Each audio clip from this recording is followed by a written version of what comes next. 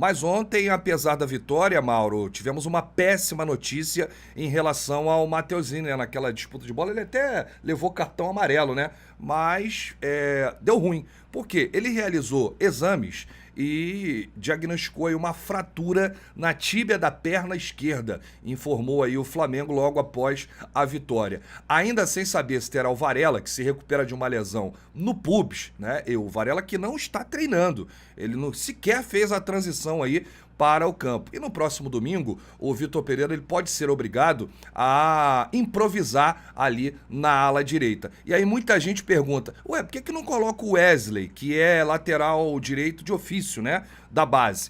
O Wesley está em fase final de recuperação de uma lesão grave muscular, grau 2, na parte anterior da coxa. É uma contratura. Ou seja, é dúvida, né? O garoto é dúvida para esse Flamengo e Vasco de domingo. Não tem jogador para a posição, Mauro Santana. Que planejamento é esse da diretoria do Flamengo, Mauro Santana? E nada é tão ruim que não possa ficar ainda pior. Uma das opções era o Matheus Gonçalves, que podia atuar por ali, Sim. Foi expulso. Marinho, que também podia ser uma opção, afinal de contas ele atua como ponta direita, Foi poderia expulso. atuar na lateral, foi expulso no banco de reservas. Sem entrar em campo. Exatamente. Ou seja, as opções das opções também estão fora, não estão à disposição. É verdade. O Vitor Pereira chegou a falar sobre isso e disse o seguinte, olha, vamos ter uns dias e achar uma solução para jogar no lado direito. O França entrou porque o Cebola já havia entrado do outro lado.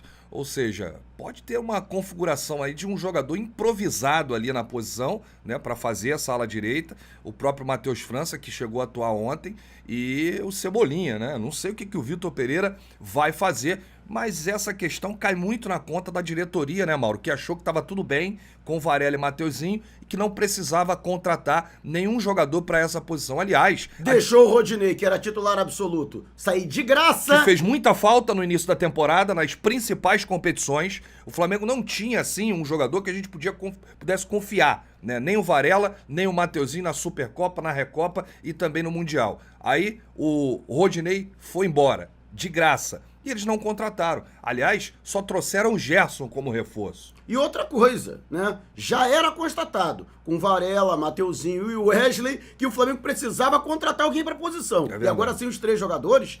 E outra, né? Lamentavelmente, eu sei que muita gente aqui tem algumas reservas, algumas críticas ao Mateuzinho, mas tem a questão humana, gente, né? É o ganha-pão dele. É um garoto ainda. Óbvio que é uma lesão que é muito complicada. A gente lembra, por exemplo, do drama que viveu o Diego Ribas em 2019.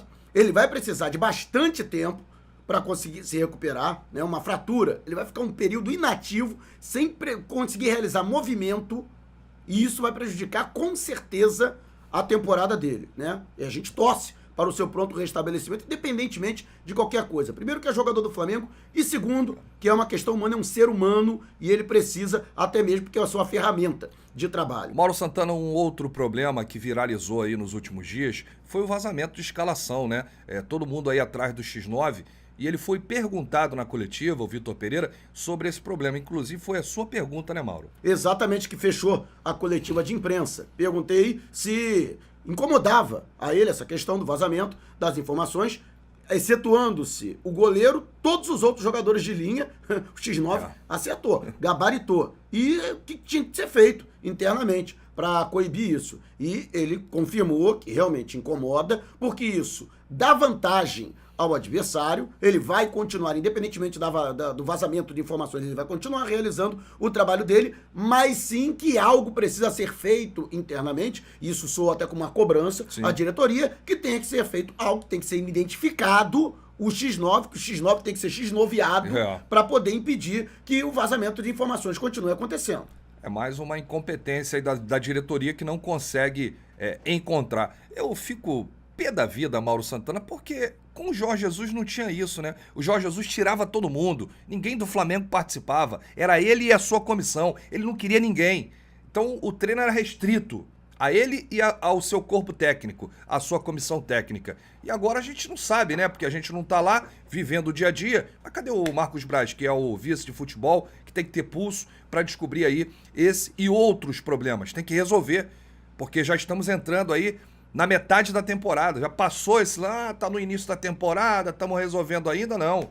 Isso dificulta também. O Vitor Pereira, além de ter detonado essa situação aí do X9, ele cobrou providências à diretoria do Flamengo.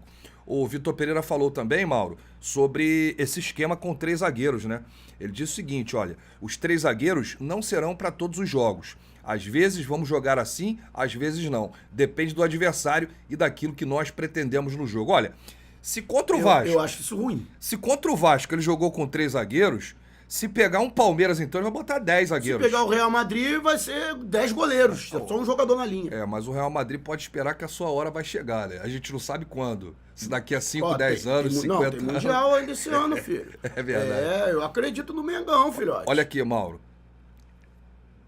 A gente acredita sempre. Agora é preciso resolver essa questão aí, mudar. Não dá pra ficar com 3 zagueiros, né? Essa formação aí defensiva. O pior é que ele confirmou que vai continuar usando. Pois é. Eventualmente, mas vai continuar utilizando 3 zagueiros. Isso pra mim é o mais preocupante. É verdade. Deixa aí nos comentários o que você acha dessa escalação aí com 3 zagueiros, essa formação tática. Ontem eu trouxe na minha live, logo quando acabou o jogo, um dado interessante. Dentre todos os clubes da Série A, o Flamengo é o segundo time que tomou mais gols. Só perde para o Bahia. O Bahia tomou 25 gols na temporada de 2023. O Flamengo tomou 18. É para ligar um sinal de alerta, né, Mauro? O ideal seria também investigar quantos dos demais clubes da Série A jogam com 3 zagueiros, né? Seria interessante fazer esse levantamento. E são poucos, né? O problema todo é que o Flamengo, num clássico, precisando ganhar, entra em campo com 3 zagueiros de ofício. Não é uma questão de pegar, por exemplo, o Thiago Maia e colocar ele improvisado de zagueiro pelo lado esquerdo. Que ele fez no Fluminense, né? Exatamente. Não. Joga com 3 zagueiros de ofício e mais 2 volantes. Sim. Isso compromete não só a saída de bola, como a criação no meio-campo. Isso diversas vezes o Flamengo tinha posse de bola, mas o Flamengo não sabia criar. E a gente vê um buraco ontem entre a defesa e o meio-campo, né? Era um espaçamento muito grande. Por quê? Você, quando coloca 3 zagueiros e 2 alas, você tenta povoar o meio-campo e aí você fica muito embolado, né? Ninguém consegue marcar a posição ali. Às vezes o Fabrício Bruno saía da dele para recompor e fazer a posição de outro zagueiro. Pra você ver que não estava dando certo. Porque o zagueiro, que compõe pelo lado direito, muitas vezes ele é obrigado a fazer o combate pelo lado esquerdo no 1 contra 1. Sim. Não é na sobra, não. É no 1 contra 1, porque não tinha ninguém ali guarnecendo. Né? O Vasco jogando nas costas da linha de zaga, não é nas costas do lateral. Né? E outra coisa, né? O time do Flamengo com uma saída muito comprometida. Esse time, com essa formação, depende fundamentalmente dos alas. Se os alas não funcionarem, o Flamengo não joga. Ô Mauro Santana, olha aqui. O Arrascaeta foi o melhor em campo. É uma decisão unânime aqui do time aqui do Rafla, né? É o craque do jogo. É o craque do jogo. E acho que foi o melhor aí do jogo em si. Foi esse retorno. A melhor partida do Arrascaeta em muito tempo. É verdade. Não foi só em 2023, não. Se a gente buscar em 2022, talvez, depois daquela partida com o Vélez na Argentina, talvez seja a melhor partida dele. Né? A gente tá falando do jogo com o Vélez, se não me engano, dia 31 de agosto. Muito tempo. Tava soltinho o Arrasca ontem, meteu um golaço, né, sem deixar a bola cair, participou de vários lances na criação. Então o Arrasca tava muito bem, é isso que a gente quer. Né? O Arrasca jogando, fazendo o que ele sabe. Mas no sistema defensivo teve alguém que se destacou. Trata-se do zagueiro Fabrício Bruno, que pra mim hoje é o melhor zagueiro do Flamengo em atividade, Mauro. Há muito tempo, isso né? aí Desde o ano passado já tava pedindo passagem. Isso aí é indiscutível. Mesmo o Léo Pereira sendo titular ao lado do Davi Luiz na temporada passada, pra mim o Fabrício Bruno tá acima. Né? Pra mim o Fabrício Bruno hoje é o melhor zagueiro do Flamengo e entre os jogadores do time do Flamengo, ele foi o primeiro, em gols, um gol. O primeiro em ações com bola, 82. O primeiro em passes certos, 59. O primeiro em bolas longas, certas, com 12. O primeiro em menos falta, ele não fez falta no jogo. Né? E muitas vezes no 1 contra 1 contra o adversário. É verdade. Primeiro em menos dribles sofridos, ele não tomou nenhum drible. O segundo em cortes, ele deu 5 cortes. E a nota dele foi a segunda maior da SofaScore. Só perdeu pro Arrasca. Só perdeu pro Arrasca, 7,6. Ele fez questão de elogiar o trabalho do Vitor Pereira. Disse que o Vitor é um cara merecedor, que trabalha sério no dia a dia, o grupo também é muito trabalhador. Então, no vestiário, eles falaram aí que a fase tinha que virar e uma vitória seria muito importante para isso. Ele é grato pela oportunidade de vestir o manto neste clube, neste momento vitorioso.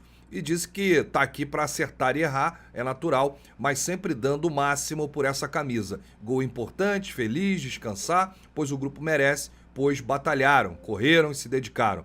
Agora é ver o que o Vitor Pereira tem a corrigir para o próximo jogo sairmos classificados para a final. E saiu agora, né, o companheiro Vene Casagrande, jornalista do SBT, trouxe a informação de que o Flamengo agora está no mercado e busca a contratação urgente de um lateral direito, até que enfim, antes tarde do que nunca, né, Mauro? Eu inclusive trouxe também essa informação no meu vídeo, procede realmente, recebi a mesma informação. A contratação de um lateral direito já era tida como uma das prioridades, agora antes do início do Brasileiro, da Libertadores e da Copa do Brasil, e agora torna-se urgente com a lesão de Mateuzinho, que pelo menos vai ficar inativo durante 3 meses. Aí com um tempo também que ele vai precisar para recondicionamento físico, só vai voltar no próximo semestre. É verdade. Hoje, Varela e Wesley, lateral da base, que teve uma lesão grave, né, grau 2, eles estiveram trabalhando a parte física,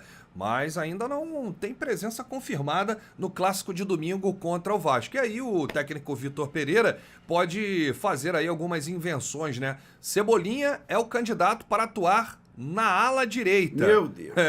E tem também aí a situação do Matheus França, que acabou atuando ontem. A verdade é que o Flamengo tem que contratar logo, antes de abril, né? O início de abril encerra a janela de transferências e o Flamengo está no mercado para essa contratação urgente. O Preciado chegou a ser oferecido durante a Copa do Mundo, né? Ele que é lateral direito titular da seleção equatoriana. E como é que tá a situação dele no Genk? Ele tem contrato até junho deste ano. Ou seja, já pode assinar até um pré-contrato com o Flamengo. A questão é a seguinte, a negociação tem que ser urgente. Sim. O Flamengo precisa para ontem de um lateral direito. Ô, Mauro Santana, uma notícia boa aqui pro torcedor rubro-negro é que o Flamengo já está garantido no novo Mundial de 2025. Flamengo e Palmeiras, né? São os dois clubes aí brasileiros, os primeiros já garantidos nesse Mundial com o novo formato. A Conmebol tem direito a 6 vagas e 4 delas serão preenchidas com os campeões da Libertadores de 2021 a 2024. Ou seja, teremos mais um campeão de Libertadores esse ano de 2023 e mais um campeão da Libertadores no ano que vem, 2024, para preencher essas vagas aí do novo Mundial.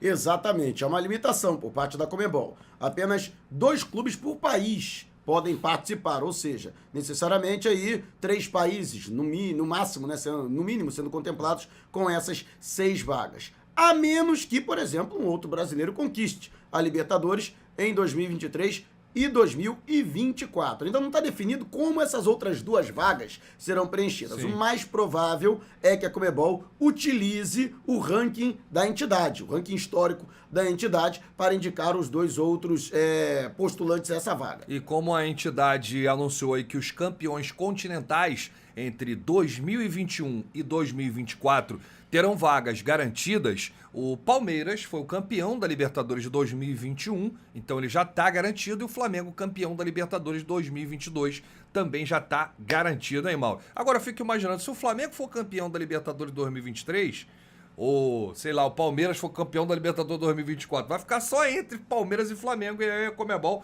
vai precisar aí rever o quadro e dar para um argentino. Ou... vai ter que utilizar o recurso do ranking histórico da entidade. Agora, a curiosidade é que enquanto a América do Sul terá 6 vagas, a Europa terá 12. É verdade. E o Real Madrid também está garantido, juntamente com o Chelsea da Inglaterra. Ou seja, a torcida rubro-negra pode continuar entoando o cântico. Real Madrid pode esperar a sua hora, vai chegar. Não faz isso, vai. Não. Olha aqui, Mauro Santana, o Bahia tentou tirar o Marinho do Flamengo, mas as conversas com os representantes do atacante não evoluíram. Parece que pegou aí a questão do salário, né? O Marinho queria ganhar mais.